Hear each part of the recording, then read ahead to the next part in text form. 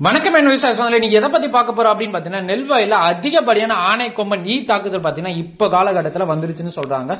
So அது மட்டும் இல்லாம ஆயிரக்கணக்கான ஏக்கரை பாத்தீங்கன்னா இந்த ஆணை கொம்பன் ஈ பாத்தீங்கன்னா சூறையாடிச்சுன்னே சொல்லலாம். அந்த அளவுக்கு பாத்தீங்கன்னா இந்த எஃபெக்டிவானது இந்த ஆணை கொம்பன் நோய். இது பாத்தீங்கன்னா நீங்க வர சொல்ல நீங்க கண்டுபிடிச்சு அதுக்கான செயல்பாடுகளை நீங்க செஞ்சிட்டீங்க அப்படின்னு பாத்தீங்கன்னா அது அறவே உயிர்ச்சிடலாம். சோ அது ஃபர்ஸ்ட் ஆஃப் ஆல் எப்படி கண்டுபிடிக்கலாம் அப்படின்றத ஃபர்ஸ்ட் நம்ம பாத்துக்கலாம். சோ இது ஈ பாத்தீங்கன்னா உங்களுக்கு மஞ்சள் கலர் இருக்கும். இது பாத்தீங்கன்னா இலைகள்ல பாத்தீங்கன்னா முட்டை வச்சுட்டு போயிடும். முட்டை வச்சுட்டு போயிடுச்சு அப்படின்னு பாத்தீங்கன்னா அது பொரிச்சிரும் சீக்கிரமா பொரிச்சிச்சு அப்படின்னு பாத்தீங்கன்னா அந்த வார்ம்ஸ் பாத்தீங்கன்னா உங்களுக்கு கீழே குருத்துல போயிட்டு அந்த குருத்தை சாப்பிட ஆரம்பிக்கும். அந்த குருத்து சாப்பிட்டுச்சுன்னா அந்த மாதிரி பழுப்பு போல வெங்காயத்தாள் போல உருட்ட மணிக்கு வரும். சோ அப்படி வந்துச்சு அப்படின்னு பாத்தீங்கன்னா கண்டிப்பா அது ஆணை கொம்பன் தாக்குதல் தான் நீங்க தெரிஞ்சுக்கலாம். அது மட்டும் இல்லாம இது பாத்தீங்கன்னா ரொம்ப பாதிப்பு ஏற்படுத்துமா அப்படின்னு கண்டிப்பா பாதிப்பு ஏற்படுத்தும். மகசூல் ஏற்படும். அது மட்டும் இல்லாம தூர் கட்டுறது ரொம்பவே பாதிப்பு ஏற்படும்.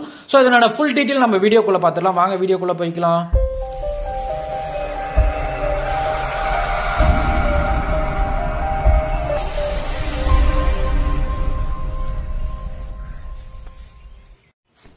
வணக்கம் என் விவசாய சொந்தங்களே, நான் தான் உங்க கிராம விவசாயி பேசுறேன். இன்னைக்கு பாத்தீங்கன்னா ஒரு அருமையான பதிவோட தான் நான் உங்களை பார்க்க வந்திருக்கேன். அதுக்கு முன்னாடி இன்னும் நம்ம சேனலை நீங்க சப்ஸ்கிரைப் பண்ணாத பாத்துட்டு இருக்கீங்கன்னா சப்ஸ்கிரைப் பண்ணி வச்சுங்க. அது மட்டும் இல்லாம பெல் ஐக்கான் ஆல்ல செட் பண்ணீங்க. அப்பதான் நம்ம தினமும் போடுற விவசாய வீடியோ உடனுக்குடன் நோட்டிபிகேஷன் கிடைக்கும். நீங்க ஒரு வீடியோ கூட மிஸ் பண்ணாம பார்க்கலாம். அது மட்டும் இல்லாம நம்ம video first of all like பண்ணிடுங்க. வாங்க வீடியோக்குள்ள போய்க்கலாம். நீங்க எதை பத்தி பார்க்க போறோம் அப்படின்னு பாத்தீங்கன்னா நெல் வயல்ல அதிகமா பரவி கொண்டு வரக்கூடிய ஆணை கொம்பன் நோய் தாக்குதலை பத்தி தான் பார்க்க போறோம். ஆணை கொம்பன் வர காரணம் அப்படின்னு பாத்தீங்கன்னா உங்களுக்கு ஒரு ஈ பாத்தீங்கன்னா உங்களுக்கு 50 முட்டை வரைக்கும் வச்சிருங்க.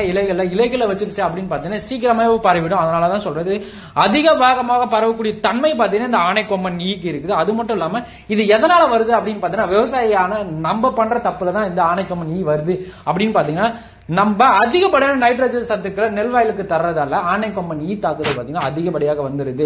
சோ நீங்க நைட்ரஜன் சத்துக்களை அளவு குறைச்சாவே போதும், உங்களுக்கு ஆணை கொம்பன் ஈ வராது. ஆணை கொம்பன் வர காரணம் அப்படின்னு பாத்தீங்கன்னா அடி உரம் போடும்போது பாத்தீங்கன்னா நம்ம அதிகப்படியான விவசாயிகள் இப்ப என்ன பண்றாங்க அப்படின்னு பாத்தீங்கன்னா யூரியாவை கலந்து போடுறாங்க. அப்படி நீங்க யூரியாவை கலந்து போட்டீங்க அப்படின்னு பாத்தீங்கன்னா கண்டிப்பாவே நைட்ரஜன் கண்டென்ட் பாத்தீங்கன்னா அதிகமாயிடும். இப்ப பாத்தீங்கன்னா பேரொட்டு உரங்கள்லயே பாத்தீங்கன்னா இப்ப 20% இருந்து ஒரு 28% வரைக்கும் நைட்ரஜன் சத்துக்கள் கொடுக்க ஆரம்பிச்சுட்டாங்க. சோ அது கூட பாத்தீங்கன்னா நீங்க 46% இருக்கிற யூரியாவை நீங்க கூட கலந்து போட்டீங்க அப்படின்னு பாத்தீங்கன்னா கண்டிப்பாவே நைட்ரஜன் கண்டென்ட் ரொம்பவே அதிகமா போயிடும். அப்படி அதிகமா போயிருச்சு அப்படின்னு பாத்தீங்கன்னா உங்களுக்கு ஈஸியாவே இந்த ஆணை கொம்பன் நோய் தாக்குதல், ஆணை கொம்பன் ஈ தாக்குதல் பாத்தீங்கன்னா உங்களுக்கு நெல்வாயில வந்துடும்.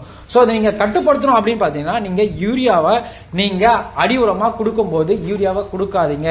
வெறும் பேரொட்ட உரங்களை மட்டும் கொடுங்க. அது கூட பேரொட்ட உரங்களை கூட ஒரு ஏக்கராவுக்கு ஒரு மூட்டையில இருந்து ஒரு 1.5 மூட்டை அளவுக்கு கொடுங்க. ரொம்ப அதிகமா கொடுத்தீங்க அப்படின்னு பாத்தீங்கன்னா இந்த மாதிரி ஆணை கொம்பன் தாக்குதல் ரொம்பவே வர வாய்ப்பு இருக்குது.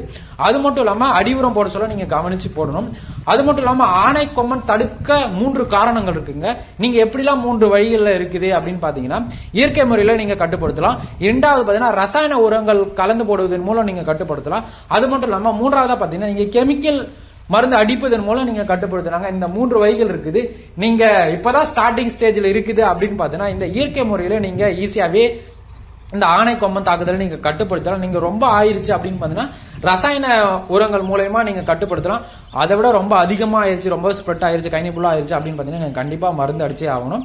இயற்கை முறையில கட்டுப்படுத்து அப்படின்னு சொல்லிட்டு நம்ம ஃபர்ஸ்ட் பார்த்தலாம். சோ இயற்கை முறையில அப்படி கட்டுப்படுத்துது அப்படின்னு பாத்தீங்கன்னா வேப்ப புண்ணாக்கு நம்ம பாத்தீங்கன்னா 15வது நாள் பாத்தீங்கன்னா நம்ம ஆணை கொம்பன் தாக்குதல் இருந்துச்சு அப்படின்னு பாத்தீங்கன்னா 15வது நாள் பாத்தீங்கன்னா இந்த வேப்ப புண்ணாக்கு பாத்தீங்கன்னா நீங்க நீம் கேக்குன்னு சொல்லுவாங்க. அதை வாங்கி நீங்க ஒரு ஏக்கருக்கு பாத்தீங்கன்னா 50 கிலோ வாங்கி வீசுனீங்க அப்படின்னு பாத்தீங்கன்னா உங்களுக்கு கட்டுப்படுத்திடலாம். சோ இதுவே நீங்க மருந்து கடையில வாங்குறத விட நீங்க இது நீங்களே தயார் பண்ணி வீசுனீங்க அப்படின்னு பாத்தீங்கன்னா நல்ல ரிசல்ட் கிடைக்கும். ஏன் அப்படின்னு பாத்தீங்கன்னா மருந்து கடைகளை பாத்தீங்கன்னா பாதி சக்கைகளா தான் நம்மளுக்கு வரும். ஃபுல் அண்ட் ஃபுல் நீம் கேக்கா வராது.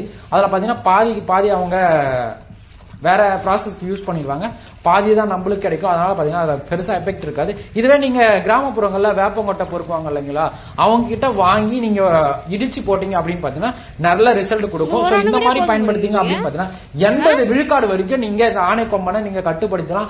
அதுக்கு மேல உங்களுக்கு ஆணை கொம்பன் வருமானு கேட்டீங்கன்னா அந்த கசப்பு தன்மைக்கு ஆணை கொம்பன் தாக்குதல் அதுக்கு மேல இருக்கு. இரண்டாவது ரசாயன உரங்கள் மூலம் தடுக்கலாமா அப்படின்னு கண்டிப்பாவே தடுக்கிறாங்க. சோ அது நீங்க எதெல்லாம் கொடுக்கலாம் அப்படின்னு பாத்தீங்கன்னா இந்த ரீஜென்ட்னு சொல்லக்கூடியது, அப்புறமேட்டு எமாரான்னு சொல்லக்கூடியது ரெண்டுமே கொடுக்கலாம். இது பாத்தீங்கன்னா பிப்ரோனியல் கண்டென்ட் இருக்கிற ஒரு பூச்சிக்கொல்லி மருந்துங்க. சோ இதை நீங்க கலந்து போட்டா உங்களுக்கு நெல்வாயிலுக்கு ஏதாச்சும் ஆகுமான்னு கேட்டீங்கன்னா கண்டிப்பா ஆகாது. நெல்வாயிலுக்குரிய இலை சுருட்டு, குருத்து பூச்சி மற்றும் இந்த ஆனைக்கொம்பன் ஈக்கு பாத்தீங்கன்னா சிறந்த ஒரு மெடிசன் கூட சொல்லலாம். இந்த ரீஜன் டு இமராவும் போட்டீங்க அப்படின்னு பாத்தீங்கன்னா இதை பாத்தீங்கன்னா அறவே உயிரிச்சலாம் உங்களுக்கு ஒரு 90 விழுக்காடு வரைக்கும் இந்த ஆனைக்கொம்பன் தாக்கத்துல இருந்து ஒரு விடிவு கிடைச்சிடும். அது மட்டும் இல்லாம இதை போறதால உங்களுக்கு என்ன பயன் அப்படின்னு பாத்தீங்கன்னா வேர்கள் நல்லாவே இருக்கும். அது மட்டும் இல்லாம அதிகப்படியான தூக்குகள் அடிக்கும். அதனால நீங்க கண்டிப்பா இதை போடலாம். அது மட்டும் இல்லாம கூட நீங்க இது கிடைக்கலாம் அப்படின்னு பாத்தீங்கன்னா result and reflex and recent சொல்லக்கூடிய இந்த 3 மருந்து போடலாம். இது எவ்வளவு போடலாம் அப்படின்னு பாத்தீங்கன்னா ஏக்கராவுக்கு 2 கிலோ வீதம் போடலாம். இந்த ரீஜன்ட் இமார அளவுக்கு இது வந்து வேலை செய்யுமா அப்படின்னு கேட்டீங்கன்னா கண்டிப்பா செய்யாது. நீங்க ஆனைக்கொம்பனை மட்டும் தடுத்துரும், மத்தபடி வேற எந்த பூச்சிகளும் தடுக்காது. அதுவே நீங்க இந்த 2 போட்டீங்க அப்படின்னு பாத்தீங்கன்னா இலை சுருட்டு குருத்து பூச்சில இருந்து ஒரு விடிவு கிடைச்சிடும். அது மட்டும் இல்லாம 3வது கெமிக்கல் மருந்து எதெல்லாம் அடிக்கலாம் அப்படின்னு பாத்தீங்கன்னா நீங்க பாத்தீங்கன்னா ஒரு ஏக்கருக்கு பாத்தீங்கன்னா குளோரிபைபாஸ் பாத்தீங்கன்னா உங்களுக்கு 1/2 லிட்டர் அடிக்கலாம். அது கூட லேம்டா வந்து உங்களுக்கு 5 EC வந்து ஒரு 250 ml கூட ஆட் பண்ணிக்கலாம். அது மட்டும் இல்லாம அசிபேட் பாத்தீங்கன்னா உங்களுக்கு ஒரு 250 கிராம் வந்து கூட ஆட் பண்ணிக்கணும். இது பாத்தீங்கன்னா ஒரு ஏக்கருக்கு அடிக்க வேண்டிய மருந்துங்க. சோ அந்த அளவுக்கு அளவு பார்த்து வாங்கி வந்து அடிங்க. சோ இது அடிச்சிங்க அப்படின்னு பாத்தீங்கன்னா உங்களுக்கு ஆனைக்கொம்பன் ஈ தாக்குதல் பாத்தீங்கன்னா இலை சுருட்டும் கேட்கும். இதுல இது வந்து முற்றிலும் தவிர்த்தலாம் உங்களுக்கு நல்லாவே வாயில வந்துடும். சோ இதை வந்து முன்கூட்டியே பார்த்து நீங்க இந்த மருந்துகள்லாம் தெளிச்சிட்டீங்க அப்படின்னு பாத்தீங்கன்னா உங்களுக்கு நெல் வாயில அதிகப்படியான மகசூல் கிடைக்கும். அதிகப்படியான மகசூல் இழப்புல இருந்து நீங்க நெல் வாயில தக்க வச்சுக்கலாம். அது மட்டும் இல்லாம அதிகப்படியான தூர்கள் அடிக்கிறது ரொம்பவே வாய்ப்பு வந்து அதிகப்படுத்திக்கலாம். சோ நீங்க இதுவே நீங்க ஆனைக்கொம்பன் நோய் இருந்து நீங்க பார்க்காம விட்டுட்டீங்க அப்படின்னு பாத்தீங்கன்னா தூர்கள் கண்டிப்பா அடிக்காது. அந்த அளவுக்கு பாதிப்பு அதிகமா ஏற்படுத்துமான்னு கேட்டீங்கன்னா கண்டிப்பாவே ஏற்படுத்துங்க. அதனால கரெக்டான ஸ்டேஜ்ல நீங்க இந்த மருந்துகளை அடிச்சிருங்க. அதிகப்படியான தாக்குதல் ஏற்பட்டுச்சு அப்படின்னு பாத்தீங்கன்னா குளோரிபைபாஸ் 20 EC இருக்கும். இது பாத்தீங்கன்னா உங்களுக்கு 1/2 லிட்டரும்.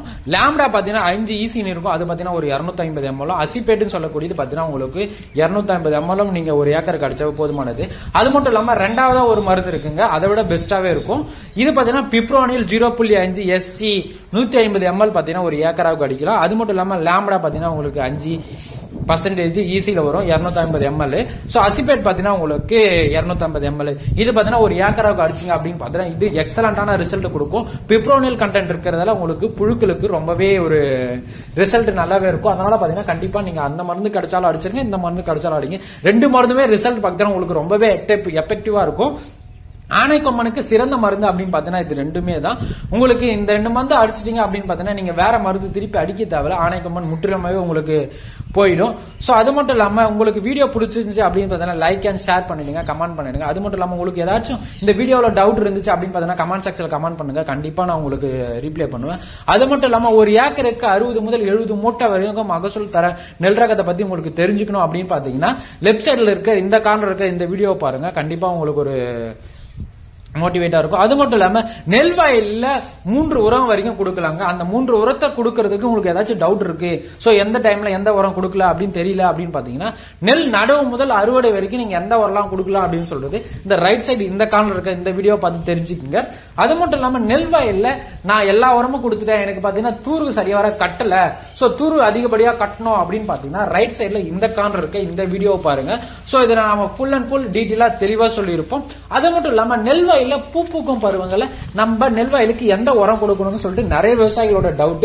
சோ பாத்தீங்கன்னா வெறும் யூரியா மட்டும் போட்டு விட்டுறாங்க. சோ வெறும் யூரியா மட்டும் போட்டீங்க அப்படின்னு பாத்தீங்கன்னா மகசூல் பாத்தீங்கன்னா நம்மளுக்கு அந்த அளவுக்கு கிடைக்குமான்னு கேட்டீங்கன்னா கிடைக்காது. சோ நீங்க கூட பொட்டாஸ் கலந்து போட்டீங்கன்னா அந்த அளவுக்கு மகசூல் கிடைக்கும். அது மட்டும் இல்லாம நம்ம வீடியோ பிடிச்சிருந்துச்சு அப்படின்னு பாத்தீங்கன்னா லைக் பண்ணுங்க, கமெண்ட் பண்ணுங்க, ஷேர் பண்ணுங்க அண்ட் சப்ஸ்கிரைப் பண்ணுங்க. இது வரைக்கும் நம்ம வீடியோவை பார்த்ததுக்கு ரொம்பவே நன்றிங்க. அது மட்டும் இல்லாம உங்க அருகாமையில் இருக்க விவசாயிகளுக்கு இந்த வீடியோவை ஷேர் பண்றங்க, அவங்களுக்கு ஒரு பயனுள்ளதா இருக்கும். அது மட்டும் இல்லாம இந்த யூடியூப் சேனலுக்கு நம்மளுக்கு ஒரு வாட்ஸ்அப் குரூப் இருக்குங்க. சோ அதை நீங்க ஜாயின் பண்ணிக்கணும்னு நினைச்சீங்க அப்படின்னு பாத்தீங்கன்னா கண்டிப்பா நான் டிஸ்கிரிப்ஷன்ல லிங்க் தரேன். சோ மறக்காம ஜாயின் பண்ணுங்க. இந்த யூடியூப் வீடியோக்கு எல்லாத்துக்குமே நான் லிங்க் கீழே போடுறேன் டிஸ்கிரிப்ஷன்ல, மறக்காம பாத்துருங்க. அது மட்டும் இல்லாம அடுத்த ஒரு நல்ல வீடியோவில் நான் உங்களை சந்திக்கிறேன். நான் உங்கள் கிராம விவசாயி. நன்றி, வணக்கம், தேங்க்யூ, பாய், டாடா.